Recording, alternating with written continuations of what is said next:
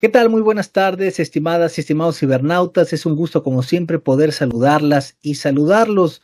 Yo soy su amigo y servidor Carlos Vázquez Azuara, y a nombre del titular de este programa, el doctor Carlos García Méndez, queremos darle las más cordial de las bienvenidas a una emisión más de su programa Noche de Debate, Análisis a Fondo. Siempre con los temas de mayor actualidad, con la opinión de expertos, pero al final la mejor opinión la tienen ustedes, así que muchísimas gracias por acompañarnos en esta emisión del 15 de agosto del 2024 y por supuesto que el tema que vamos a manejar esta noche ha tenido a bien analizarse en diferentes mesas de análisis que tiene un antecedente de un caso emblemático de la Corte Interamericana de Derechos Humanos en nuestro país y precisamente tiene que ver con las decisiones de este organismo jurisdiccional internacional, la Corte Interamericana de Derechos Humanos, y qué tan vinculante es con el derecho interno de nuestro país. Para este tema tan interesante, tenemos y contamos con la presencia muy grata del distinguido doctor José Manuel de Alba de Alba.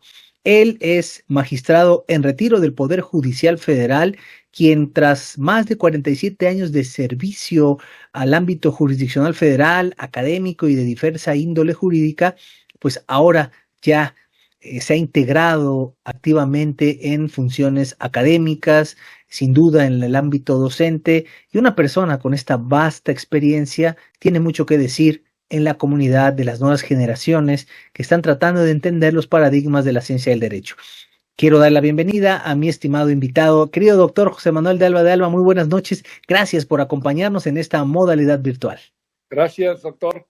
Pues muy agradecido en esta presentación que haces. Quiero señalar que es hoy mi último día dentro del Poder Judicial de la Federación. Mi retiro ya oficial empieza el día 16 de agosto. O sea, hoy es mi último día como miembro del Poder Judicial, nomás que tocó curiosa en vacaciones, pero ya no regreso. Es algo nada más como anecdotario que estamos haciendo la grabación en mi último día dentro del Poder Judicial. No, hombre, pues qué grata noticia, doctor. Nos sentimos a nosotros privilegiados en poder contar con usted en esta emisión de Noche de Debate, que curiosamente es su último día como integrante formal del Poder Judicial de la Federación y ahora pasa al estatus de magistrado en retiro, que sin duda también conlleva una gran responsabilidad, pues es darle continuidad a todo lo aprendido en esta vasta experiencia y desde luego compartirlo con las generaciones que también están ávidas de seguirse formando en el derecho. Gracias, doctor. Es un gusto para nosotros. Gracias, doctor Carlos. Muy bien, bueno, pues vamos a comenzar con esta entrevista virtual con el doctor José Manuel de Alba de Alba con este tema. Doctor, para toda la comunidad de cibernautas que nos están sintonizando, a quienes por supuesto saludamos con mucho afecto, algo que ha llamado mucho la atención es conocer un poco el antecedente de cómo se fue forjando esta estructura de derechos humanos que vimos taladrada constitucionalmente en 2011, pero que tiene todo un antecedente que nos explica cómo fueron incorporándose los tratados internacionales, esta visión de derechos humanos, que es importante conocer, desde luego, para comprender qué tan vinculantes son en nuestro país en la actualidad. Así que, doctor, empezaríamos con este cuestionamiento. Correcto. Esto viene razón de que, por ejemplo, que vamos a tener, y vamos a platicar más adelante, es el tema de la prisión preventiva oficiosa. Entonces, viene ya México ha sido condenado por la Corte Interamericana por haber establecido la prisión preventiva oficiosa en la Constitución. Esto quiere decir, pues, que al haber sido condenado, México tendría que respetarlo, estos tipos de resoluciones. Pero, sin embargo, estamos viendo que México, en vez de someterse y reducir, es más, eliminar la prisión preventiva oficiosa, está retando, está mandando una iniciativa donde aumente el catálogo de delitos que merecen pena oficiosa, prisión preventiva oficiosa. Entonces, ¿qué quiere decir esto? Es llevar en la cárcel un proceso sin todavía haber sido oído y vencido. Bueno, pero ¿por qué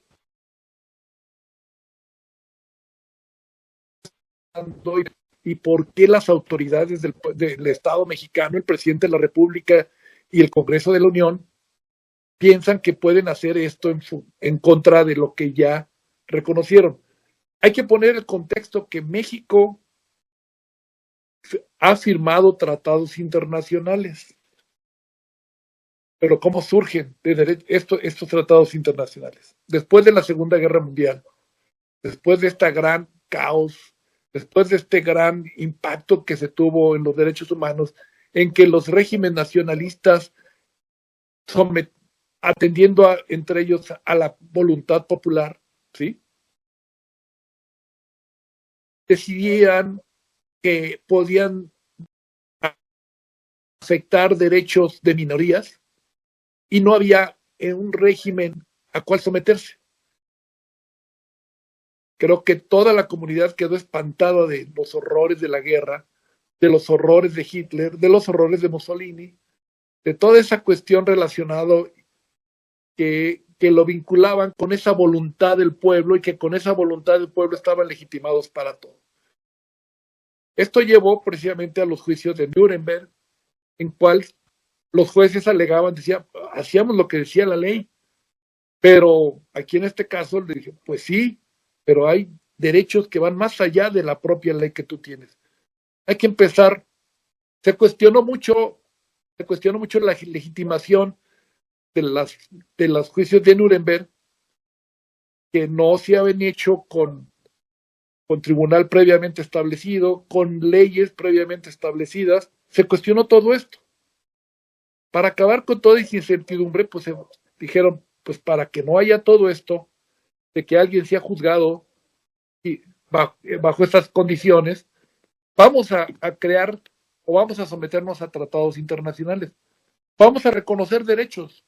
Y reconocieron cantidades de tratados internacionales relacionados con derechos humanos.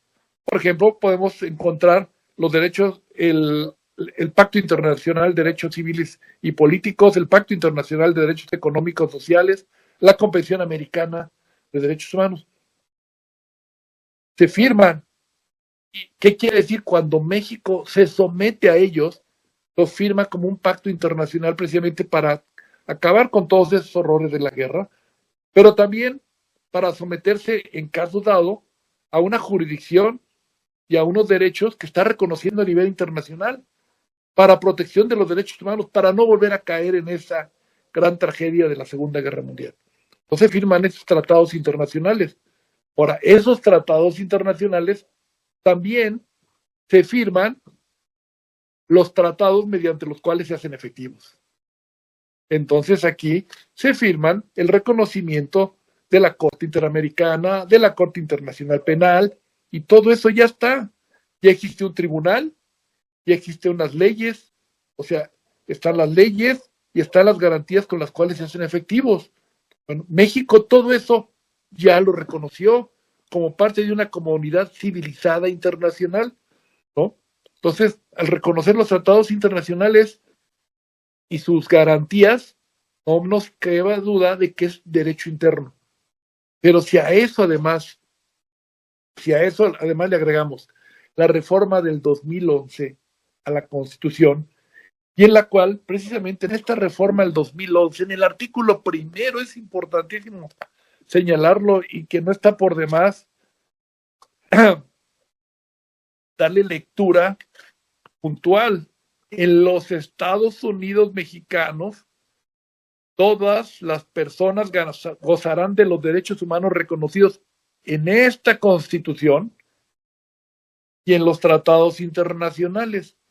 Nuestro Estado ahora reconoce los derechos humanos que estaban en la Constitución, que conocíamos como garantías individuales, pero ahora le sumamos los tratados internacionales de derecho, ahora sí que humanos de derecho internacional que habíamos firmado.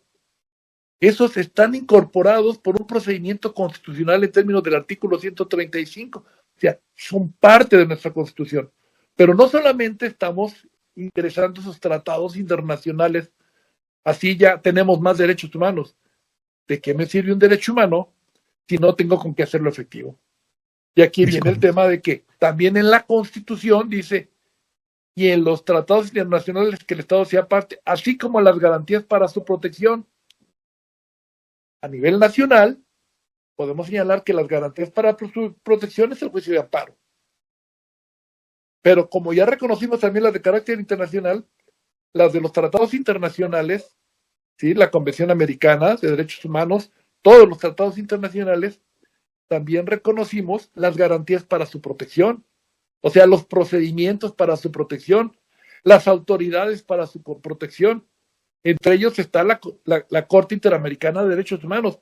Eso está en la Constitución, lo estoy leyendo. Se reconocieron los derechos humanos y los tratados internacionales. Entonces, ahí está la obligación. Hay un punto especial. Los tratados internacionales también puedo poner reservas. Porque si no, alguien puede decir, es que mi Constitución dice esto. Ok, sí puedo poner una reserva, pero se pone a consideración de los firmantes del Tratado Internacional.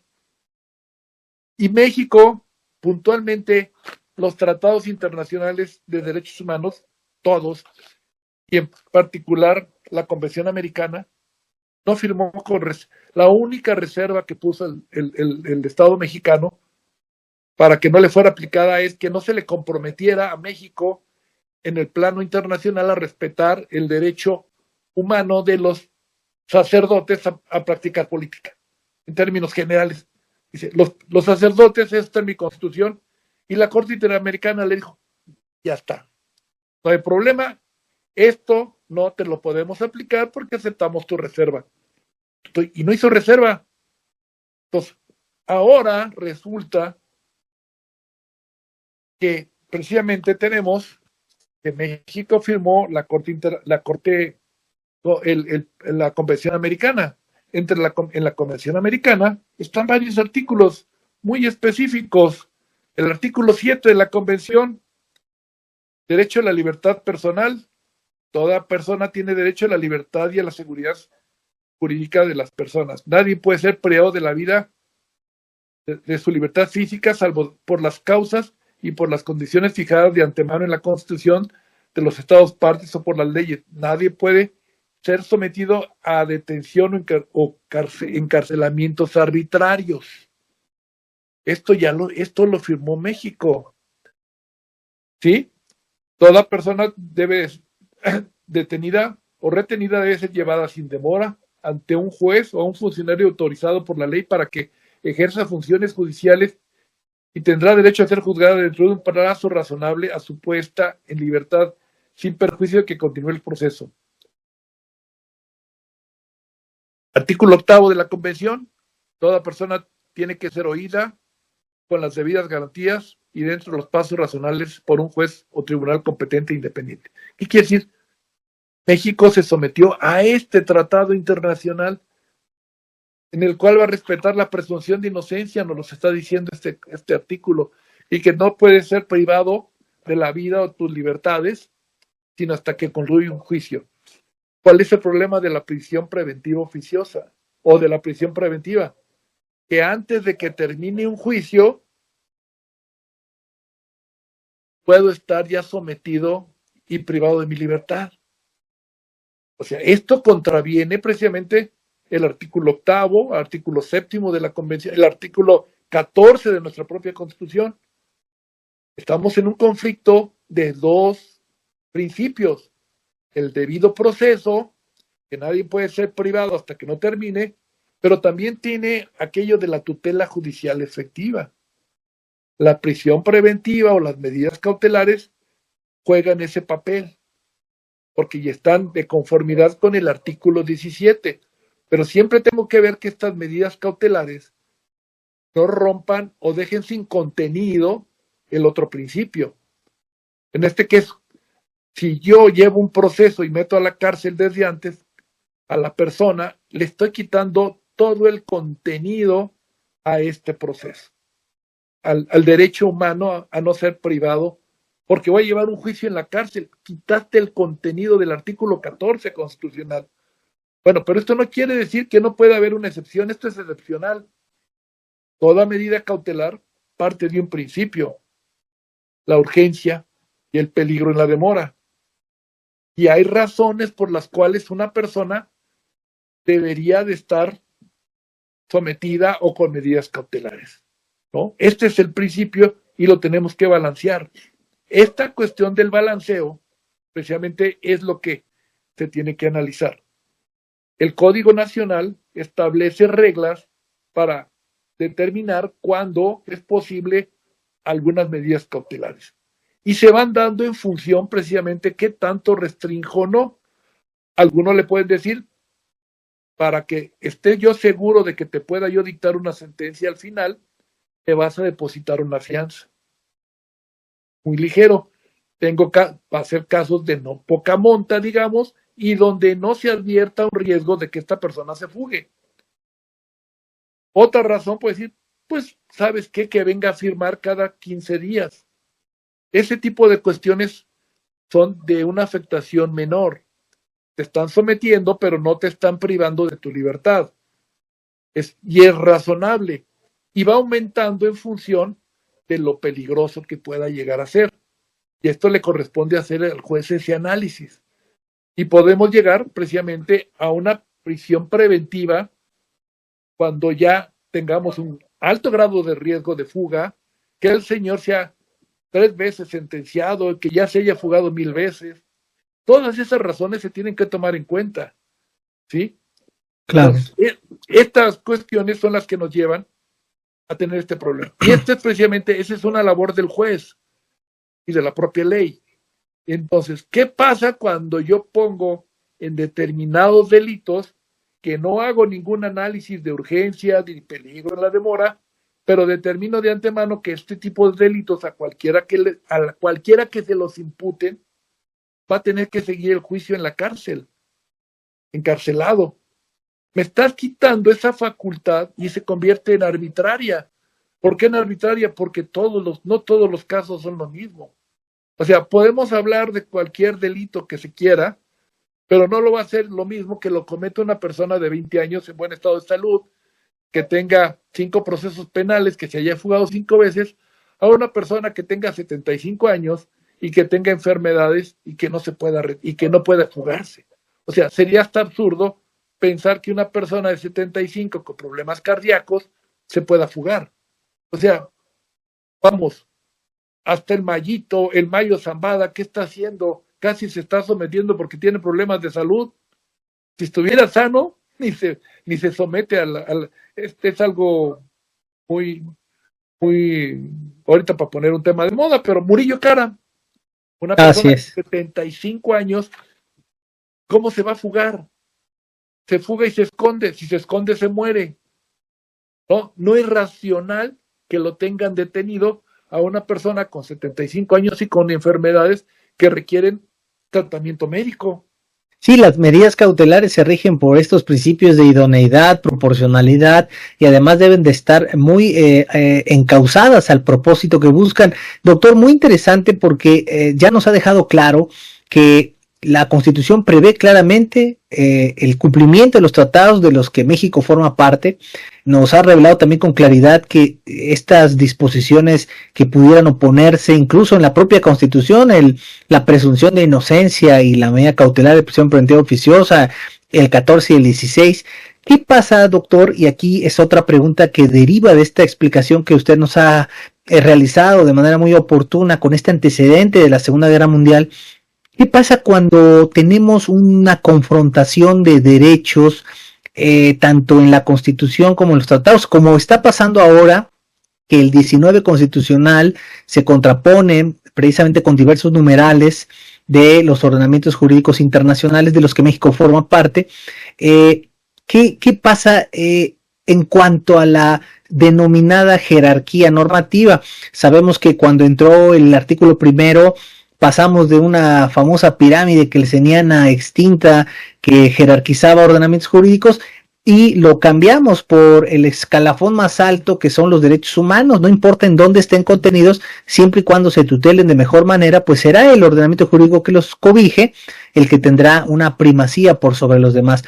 Pero en este caso estamos viendo que ha sido la eterna batalla. La propia Suprema Corte se confrontó con la Corte Interamericana tratando de argumentar cuál tenía mayor importancia cuando hubiera conflictos entre derechos humanos del orden constitucional y derechos humanos del orden convencional. En este orden de ideas, doctor, ¿cómo el Estado mexicano está tratando de resolver ello y desde luego jurídicamente cómo lo podemos nosotros analizar? Bueno, yo creo que tenemos muy claro que efectivamente, yo creo que no podemos desconocer la supremacía constitucional. El artículo 133 nos dice, esta constitución, las leyes de los congresos de la Unión que emanen de ella y todos los tratados que estén de acuerdo con la misma, celebrados por el presidente, serán la ley suprema. Aquí por una cuestión el artículo 133 parecía que decía, bueno, sí, pero los tratados internacionales, si bien lo dice la Constitución y los tratados internacionales, su legitimación de los tratados internacionales, su legitimación democrática no era la misma que las reformas constitucionales. Un tratado internacional entra por medio de un procedimiento diplomático, por llamarlo así, que entra el presidente de la República, acude a la convención donde se haya llevado a cabo, firma el tratado internacional y se aprueba por el Senado. Digamos que es una legitimación democrática muy baja. Pero no olvidemos que en términos, el artículo primero constitucional estableció que los tratados internacionales son parte de se incorporaron. ¿Cómo se incorporaron en la reforma del 2011? ¿Cómo se incorporaron lo que dice precisamente el artículo primero constitucional? Y lo volvemos a repetir. O sea, en el artículo primero constitucional se estableció nuevamente, muy claro, aquí está, es el artículo primero. Hay que leerlo con el 133 también, pero vamos a verlo ahora a la luz del artículo primero constitucional. Los Estados Unidos, todas las personas gozarán de los derechos humanos reconocidos en esta Constitución y en los tratados internacionales. Estos tratados internacionales que habían entrado por medio de una forma de integración diplomática, ahora están entrando por medio están introduciéndose por medio de una reforma constitucional. O sea, no están en el mismo nivel. Y entonces yo ya leo el 133, los tratados internacionales, esta constitución, correcto, esta constitución contiene el artículo primero. Entonces, si en el artículo primero están establecidos y reconocidos en el artículo primero los derechos humanos de carácter nacional y de carácter internacional que México firmó en los tratados internacionales y las garantías para su protección, es el artículo primero. No le voy a cambiar. La supremacía, si quieren lo seguimos viendo kelsenianamente. Nomás que a esta, cuando al 133 le di más contenido con el primero. Antes el contenido, nada más estaban los derechos y las garantías de esta Constitución, antes de la reforma del 2011. Y los tratados internacionales venían por su cuenta, afuera de esto. Pero cuando las incorporamos al artículo primero, yo no veo cómo es que estoy excluyendo. Es esta Constitución. Podemos seguir viéndolo de forma kelseniana y que le dimos más contenido. A esta Constitución, en su artículo primero, le agregamos los derechos humanos de carácter nacional y de carácter internacional. Y esos dos están en esa jerarquía. No pueden. A nivel nacional, pueden seguir discutiendo lo que quieran. Pero a nivel internacional, cuando llega a la Corte Interamericana, aunque yo le ponga un derecho, una restricción en mi Constitución, si no fue parte de una reserva, esta yo no lo puedo hacer valer. Existe el artículo 27 de la Convención de Viena, ¿sí? Que establece precisamente que no se puede alegar derecho interno contra los tratados internacionales firmados y en los cuales no se interpuso reserva. Este es un tratado internacional firmado por México para hacer valer también los derechos humanos. Entonces, esto es parte del artículo primero constitucional. O sea, es parte de nuestra Constitución. Lo queremos seguir viendo de una forma aislada, pero el mundo ya no es de estos estados nacionales donde se podían violar derechos humanos. Ya estamos dentro de un espacio internacional. Qué interesante, doctor de Alba, porque lo ha dicho usted muy claramente y es importante que la comunidad de televidentes también lo entienda. La Constitución integró por un proceso de reforma constitucional que involucró legisladores que llegaron por voto popular, involucró la aprobación de los diferentes congresos, la mayoría de los congresos de la República Mexicana. Entonces, si el artículo primero llegó por una vía de representación popular a través de ese proceso de reforma constitucional, es lógico que todo el país estuvo de acuerdo en que se le diera cabida a los tratados y que estos ya formaran parte de la Constitución. Entonces, no es dable sostener lo que ahora circula en muchos argumentos, que los tratados no pueden vulnerar el derecho interno porque estarían entrometiendo. Y esto me lleva a la siguiente reflexión, doctor, porque además usted ha sido muy claro en explicarnos cómo este derecho internacional no lo podemos obviar, si no estaríamos regresando a los tiempos del positivismo extremo, donde aquello que estaba en la Constitución, aun si violaba derechos humanos, pues tenía que acatarse esa visión del nacionalsocialismo con esas famosas leyes de Nuremberg, que paradójicamente después en estos juicios de Nuremberg son tachadas precisamente de violatorias de derechos humanos. Pero fueron ese sustento, no podemos regresar a esos tiempos. Y esto nos lleva a la siguiente reflexión, doctor.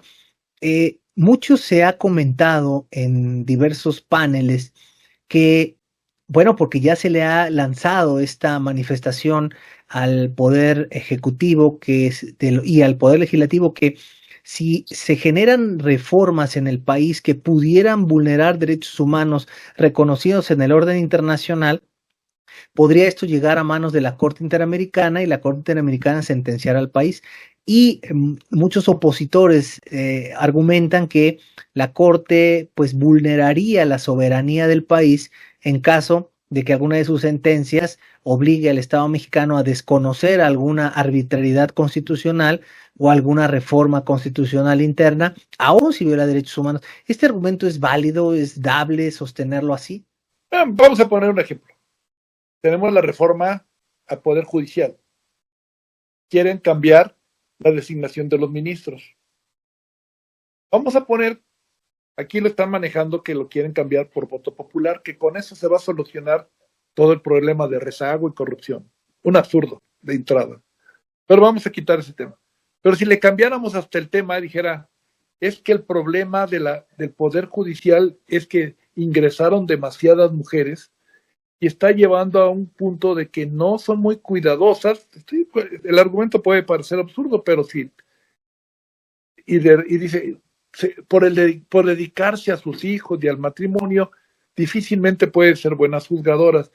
Como consecuencia, la Corte se integrará por 11 ministros varones. Y esto fue motivo que fue motivo precisamente en las campañas populares, y el candidato a la presidencia dijo, vamos a quitar las mujeres, y todos a mano alzada dijeron, sí. Esa voluntad popular puede llegar a mover y hacer precisamente en una reforma en la parte orgánica, puede desconocer la igualdad del hombre y la mujer que está en el artículo 4 constitucional. Así de, ¿y qué pasa si se va a la Corte Interamericana? ¿Lo ganamos o lo perdemos? No, sin duda estaría destinada al fracaso una reforma de esa naturaleza, sí es correcto. Nos ponemos de pecho. O sea, hay límites. Y si como reconocimos como límite que también podemos ser revisados por la Corte Interamericana, debemos de someternos a ello. ¿O no es un Estado serio?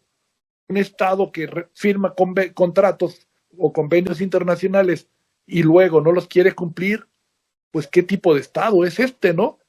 Claro, y máxime, doctor, como usted lo decía, que, o sea, la soberanía del país no podría vulnerarse porque es el propio país el que consintió la jurisdicción internacional, consintió el reconocimiento en rango constitucional de los tratados, y ahora ya no podría fácilmente decir, pues ahora sí se me ocurrió una reforma arbitraria y ya no quiero que me la revisen porque ahora sí es arbitraria. Sería tanto, poniendo un ejemplo quizás para los televidentes, como si yo hago un contrato de compra-venta y después le digo, bueno, no, ¿sabes qué? siempre no voy a pagarte lo que me dijiste porque atentas contra mi economía personal. Oye, pues Exacto. eso hubieras pensado antes de firmar el contrato y obligarte para realizar la transacción, entonces, o la compraventa. Sí, doctor, y esto curiosamente nos sigue llevando a otra reflexión en torno a estas medidas cautelares de esta prisión preventiva ampliamente eh, comentada, pero que a su vez ya hoy se pretende fortalecer. Es lamentable que esto lo estaremos viendo, pero México ya fue condenado por la Corte Interamericana de Derechos Humanos por esta prisión preventiva oficiosa porque vulnera tratados internacionales, derechos humanos, presunción de inocencia. Y el argumento ahora es si estamos o no como país obligados o no al cumplimiento cabal, pero más allá, a la modificación o constitucional o incluso a desacatar la disposición constitucional que le da vida a la prisión preventiva oficiosa en aras de cumplir una sentencia de la Corte Interamericana. Ese prácticamente ha sido un punto a debatir entre legisladores, ministros, juristas, académicos, y desde luego ya se han fijado muy bien las posturas. Usted, doctor, ¿qué advierte sobre esto? ¿Podemos desconocer un numeral de la Constitución a raíz de la sentencia de la Corte? Debemos ya ser sujetos de ejecutar esa sentencia y modificar la Constitución. ¿Cuál es el panorama que vemos en torno a ello? Pues estamos obligados. O sea, la voluntad popular, que en un momento dado que haga una modificación, aquí las modificaciones y los agregados y que crean más, que pongan la prisión preventiva oficiosa, no puede estar por encima de los derechos humanos. Eso es de entrada. O sea, ya han habido casos muy importantes de la Corte Interamericana en el cual reformas constitucionales que atentan contra derechos humanos, dice, una legitimación democrática no puede ir por encima de los derechos humanos. El caso Helmans, ¿sí? En el cual el punto es que el Uruguay determinó que iban a haber una ley de amnistía y que iban a perdonar a todos los criminales de guerra, de todos los criminales de la guerra sucia allá de los años 80, 70, ¿sí? Este fue un tema muy especial, ¿no? Y ahí que determinó, dijeron, ok, vamos a acabar de ese problema y vamos a olvidar los odios, y que se fueron a la Corte Interamericana y dicen, no, no podemos dejar inmunes ese tipo de cuestiones y precisamente fomentar esa violación a derechos humanos y que no tengan castigo. Y la Corte Interamericana obligó al Estado de Uruguay a que reformara su constitución y que eliminara esta amnistía que había provocado. Y otro de los casos también más paradigmáticos y más conocidos, la última tentación de Cristo, que, que fue un caso precisamente Chile contra, precisamente en este caso, lo que se manejó fue que en la Constitución de Chile pusieron censura. Se filma una película, se hace una película con algunos temas religiosos que no consideraron correctos para el Estado chileno, y resulta que precisamente con base en la Constitución, ese artículo constitucional, prohíben la publicación o la expedición para la vista de esta película.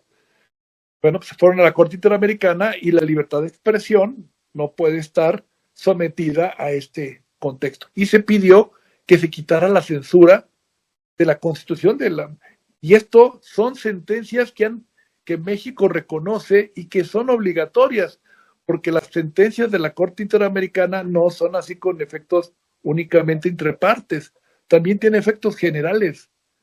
Es derecho que ya reconocimos y que es parte de lo que estamos mencionando. Entonces, no sería, aquí estamos también ante el caso de que tenemos ya sentencias de la Corte Interamericana en nuestra contra. El Tepaxle contra García Rodríguez. Se estableció personas que tenían 20 años con prisión preventiva.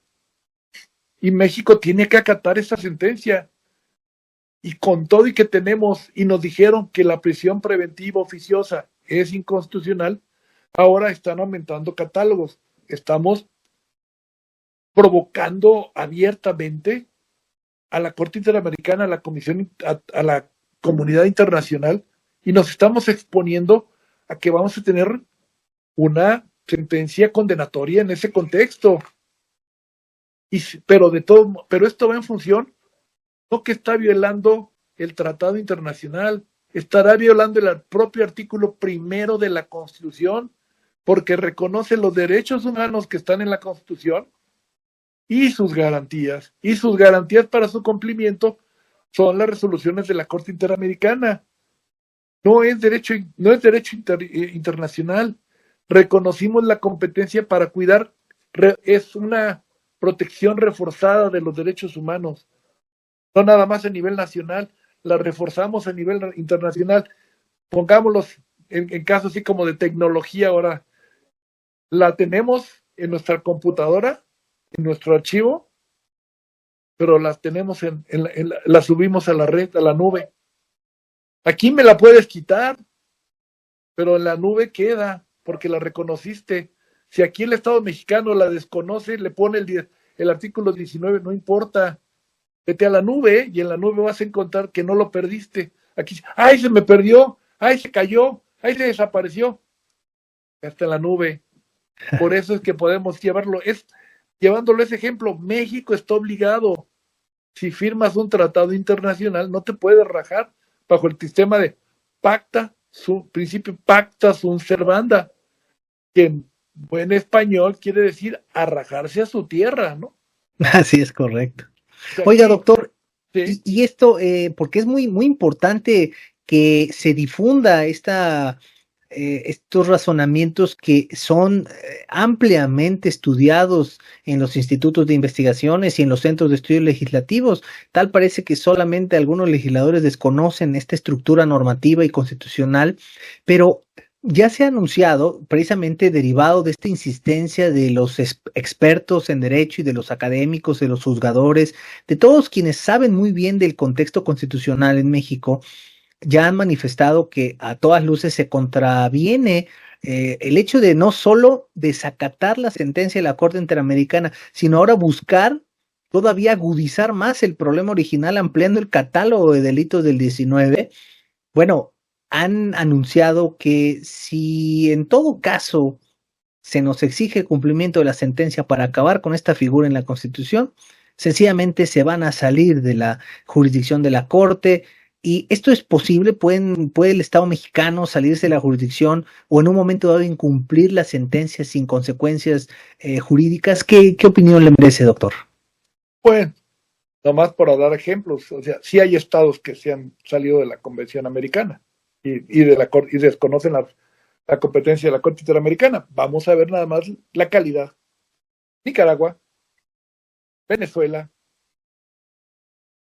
más ejemplos. Países dictatoriales. O sea, esperemos, o sea, me estás dando la pauta. ¿Qué tipo de régimen son los que desconocen los tratados internacionales? Para que no sean juzgados ni tener control sobre sus actos, ir más allá de lo que su propia constitución señala.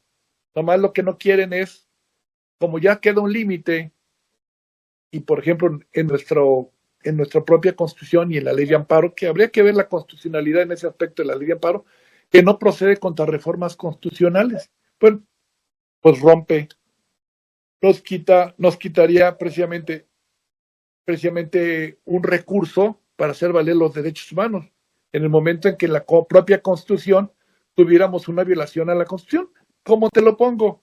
El caso que se desconozca y que diga que la Corte Suprema de México solamente se integrará por hombres.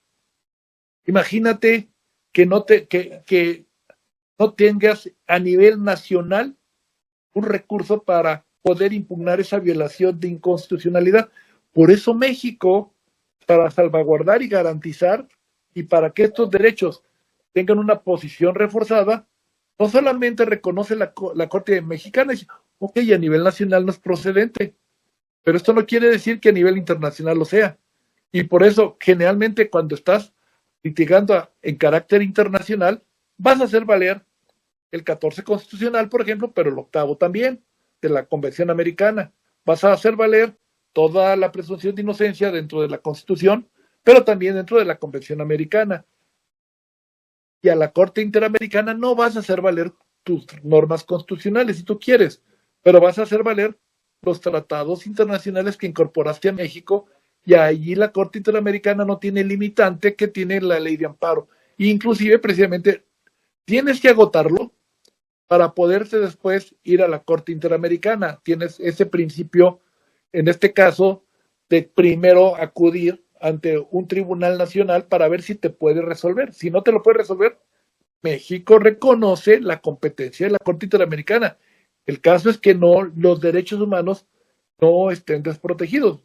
México, precisamente, al reconocer a la Corte Interamericana como parte de la garantía para hacer efectivos los derechos, pues no importa que en con la ley de amparo no proceda contra reformas constitucionales, podemos decir así, pero no le desconoce un recurso, porque con independencia que el juicio de amparo no sea procedente, el que se haga la Corte Interamericana sí lo es, y eso está en términos del artículo 2 de la Convención Americana.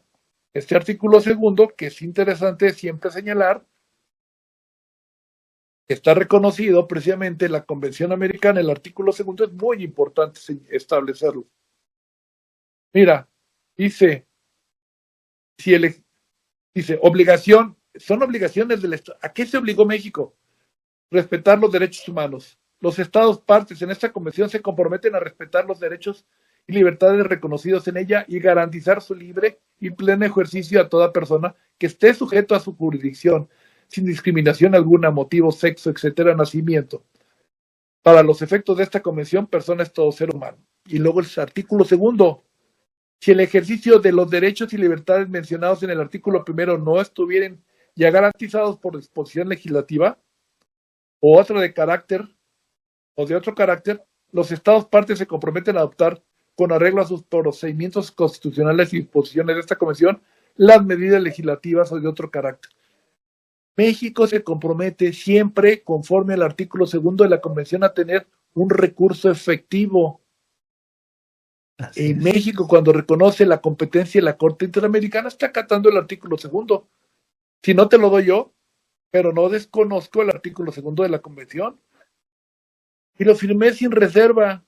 Pues insisto, México no, cuando firmó la Convención Americana, no estableció como reserva la prisión preventiva oficiosa. Si no la ofreciste y tienes como garantía la presunción de inocencia, el debido proceso, todo esto, y el debido, si lo tienes como derecho, le tienes que dar garantía.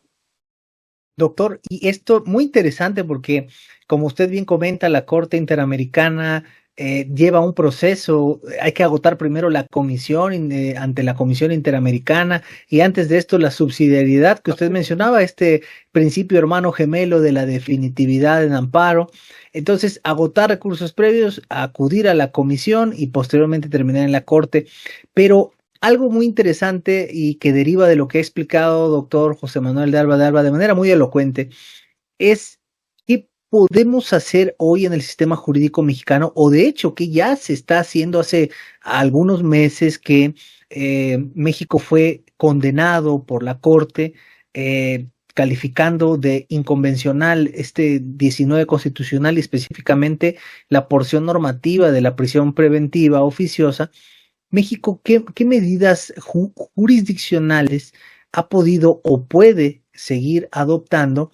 Porque sabemos que la Constitución sigue teniendo el 19 intacto y se espera que no solo se preserve así, sino que se le siga ampliando más el catálogo.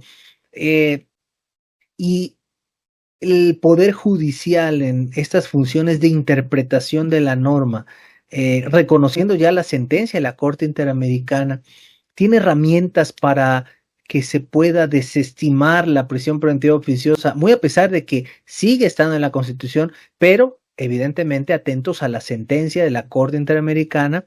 Tenemos todavía ese salvavidas que nos permite ya desestimar esta figura, muy a pesar de que sigue estando en el texto constitucional. Mira, hasta hoy, y digo hasta hoy, antes de la pretendida, tenemos una reforma al Poder Judicial. En el caso, se está atentando con esta reforma a la independencia judicial. En la actualidad podemos haber jueces o podía haber jueces que aplicaban directamente la convención o si no la aplicaban y estaba en contra, pero estaba sujeto a que llegara a la corte y la corte llegaba y decía se cumple la sentencia de la Corte Interamericana. ¿Por qué? Porque nos obligamos a ello y por todo lo que estamos haciendo. La corte actual, con la independencia que tiene, el no estar sometida, al menos la gran mayoría de los ministros no están sometidos al poder presidencial ni al poder legislativo, todavía encontramos sentencias que contradicen o que van precisamente contra esta visión autoritaria. O sea, una de las consecuencias de la reforma es precisamente que estos nuevos jueces que pudieran salir de una votación popular, que es lo que se está pretendiendo, precisamente atenta contra la independencia judicial, porque por el momento podemos decir que pues muchos se la juegan. ¿Por qué? Pues porque soy independiente y puedo aplicar lo que dice la convención. Lo que va a pasar, por ejemplo, y viene un tribunal administrativo que señala que cuando se resuelva en contra de las decisiones de la mayoría, los jueces pueden ser cesados.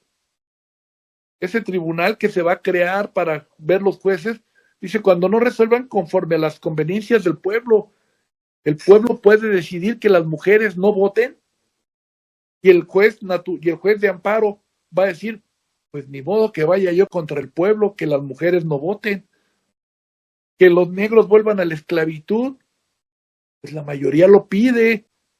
¿Cómo voy a controvertir esta gran mayoría que está siguiendo a este gran líder?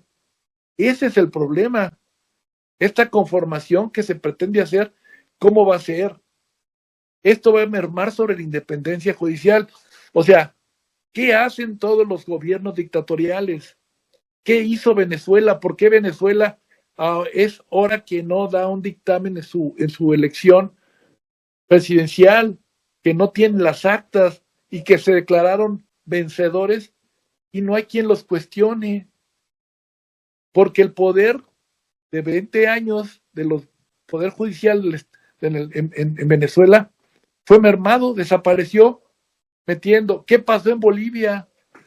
En Bolivia se eligieron los jueces por voluntad popular y pusieron la reelección de Evo Morales. O sea, eso, ¿y qué hace un dictador? Controlar el poder judicial. Uno de los grandes problemas, precisamente, de esta reforma es precisamente mermar esa capacidad de independencia del poder judicial, de poder sobreponerse. ¿Cuál es el enojo del presidente de la República contra las resoluciones de la Suprema Corte? Que diciendo en la Corte o diciendo precisamente la Constitución que la Guardia Nacional no debe pertenecer al ejército, que debe ser aparte, en la ley lo puso, lo lleva a una contradicción, a un juicio, y no les queda ministros que fueron designados por el propio presidente, González Alcántara, brillante, pues yo no puedo hacer lo que, o sea, entiendo que me haya propuesto, pero yo defiendo la Constitución. Pero ¿qué va a pasar cuando todos estos tengan que responder al voto popular?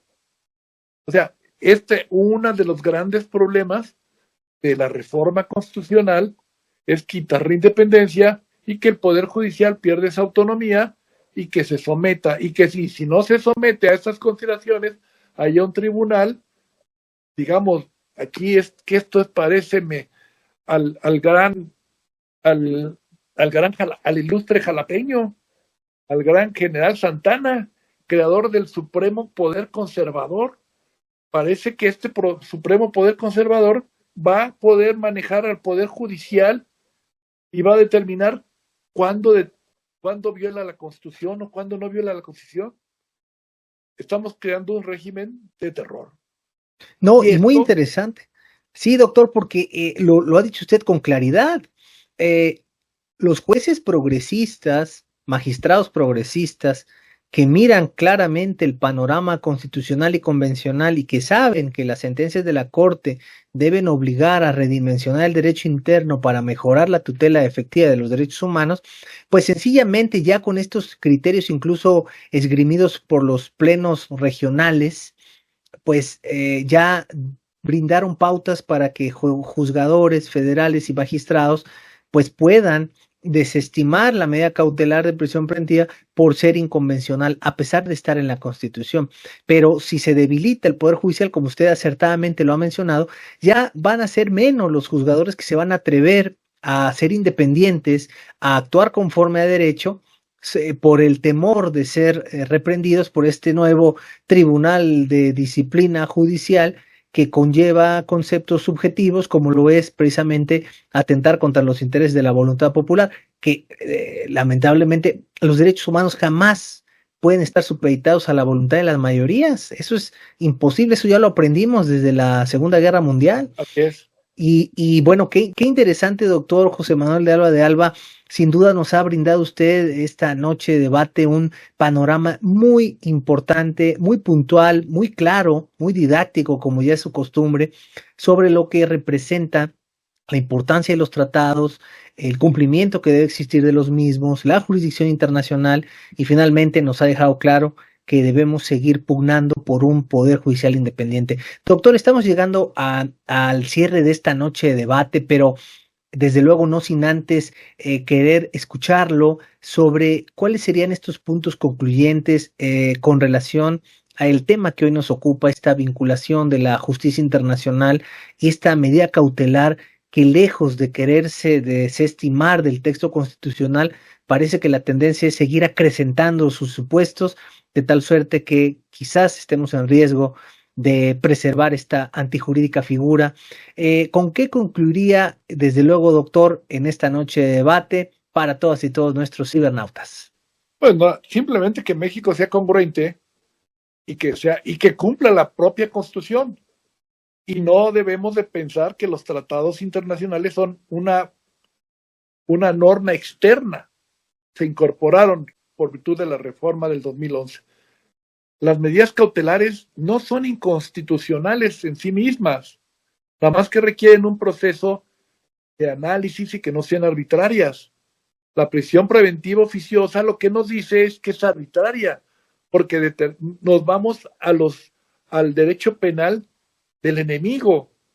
Ponemos una figura, las catalogamos de enemigo, la ponemos, le damos un tipo penal, y esta persona nada más por ser, en este caso, imputada y la cuadren en un tipo penal de esta naturaleza, va a llevar un proceso en cárcel. Cuando en nuestro estado, en el estado democrático, pasamos al sistema penal del hecho. Si los hechos me dan para que tengas que llevar una prisión preventiva oficiosa, ¿y cuáles son estos hechos? La urgencia y el peligro en la demora. Y ese análisis precisamente hace que la medida cautelar oficiosa precisamente sea arbitraria, porque no voy a analizar ni peligro ni urgencia. Y esto me lleva precisamente a esta cuestión. Y eso es lo que resolvió la Corte. Y esta parte merma la independencia judicial, porque esa función de hacer esa ponderación es del juez. Cuando se la deja únicamente al legislador, el legislador la determina aquí en forma abstracta, y ahorita si caes en el tipo penal al que estás, vas a la cárcel. Ese es el típico derecho penal nazi. Metes a la cárcel por el delito que imputas, ¿sí? Pero no por los hechos. Y aquí esto se brinca los hechos y es lo que la hace arbitraria, porque no va a llevar ningún hecho para determinar si es urgente, si hay peligro. Y además que no admite recurso judicial efectivo acorde a la naturaleza que le brindan a los actos antijurídicos sobre los cuales procede, ya el juicio de amparo prácticamente no tiene frutos, también vulnerando ese recurso judicial efectivo, es irrecurrible, por decirlo así. Si lo llegamos a ese punto con esa interpretación, pero si tomamos en cuenta las resoluciones de la Corte Interamericana y que son obligatorias para los jueces mexicanos, y en ese análisis de tener dos normas o dos cuestiones que estén en lucha, te vas a una interpretación en términos del artículo también, el principio pro persona. Y si tienes la prisión preventiva oficiosa, pero tienes también el Tratado Internacional y la Corte Interamericana, los ponderas y ves que esta tiene más peso sobre esta. Máxime que esta te la están declarando inconvencional. Así es, que ya tenemos un sustento en sentencia de Corte Interamericana y desde luego esta visión progresista que privilegia la visión convencional en el Estado mexicano. Ahora, que esta gente no se va a la calle. O sea, lo que se determina es que se le cambie la medida cautelar y que se haga el análisis de ponderación. Es lo que se está pidiendo. No que ese tipo de personas pudiera salir a la calle nada más por la resolución, ¿eh? O sea, hay que ser puntuales. Yeah.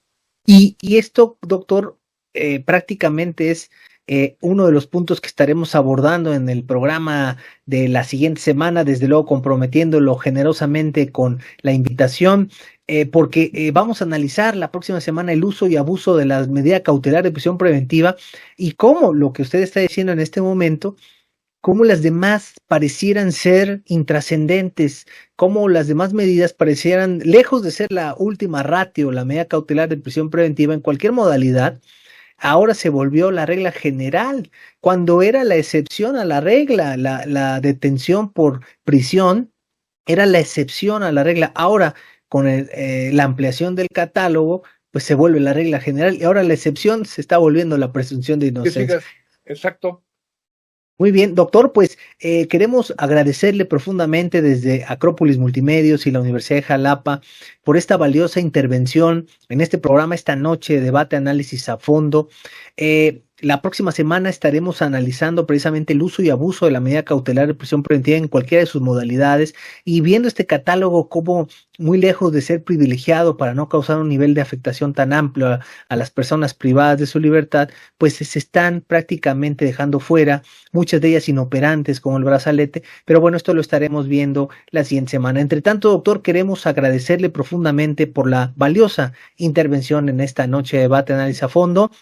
Para todas y todos nuestros cibernautas, sin duda será muy enriquecedor conocer puntos de vista de alguien que ha dedicado su vida entera a la ciencia jurídica y a la impartición de justicia. Gracias, doctor José Manuel de Alba, por habernos acompañado. Gracias, un gusto.